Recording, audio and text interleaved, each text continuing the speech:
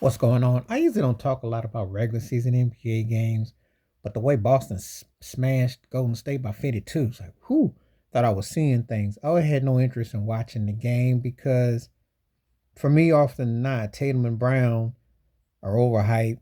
People slurp them every year. Tatum's been around 7 years, but it feels like he's been around 17 with all the hype, and they're like, he's just going to be his year and his jersey selling, and he's going to do all that. So I really didn't pay a lot of mind. And Golden State been kind of on a little bit of a kick, but I'm not buying the big picture. But I didn't see that smash coming. And the funny thing is that Steph Curry actually told Chris Paul, he said, this ain't 2014. Well, but Steph Curry at the end of this game said, we used to do that to teams. Yeah, past tense. Thoughts and prayers are with Andrew Wiggins and whatever he's dealing with. Klay Thompson getting long in the tooth. Draymond's antics got old. They don't really have Kaminga's come along, but they just not the same team. Now, but Steph Curry only scored 4 points. Woo! He was brutal. It's also a sign that he's getting old, and days when he doesn't have an easy shot and shots don't land, he can kind of look long in the tooth. I mean, he's still one of the greatest ever. He's still in my top 10, but that don't mean that his days ain't numbered. I mean, I think realistically, probably about 2 or 3 years in the tank of top tier, maybe he'll get to 25, somewhere between 25,000, almost near 30, somewhere in that range if he can, have healthy seasons of play. But as far as the dominance, 4 rings, 6 years, them days is gone unless they find a way to sneak or they land something crazy. I just don't see it.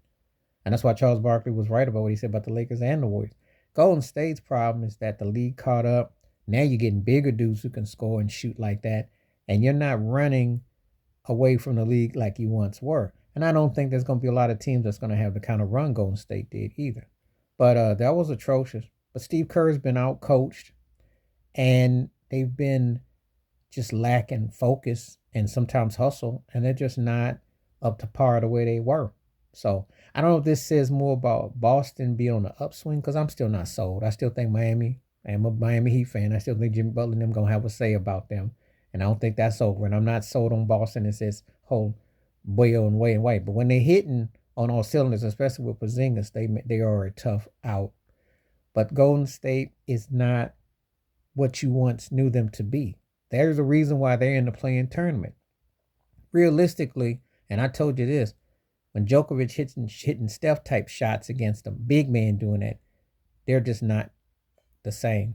And they lost through not some of the draft picks, haven't been aggressive with certain things just didn't turn out.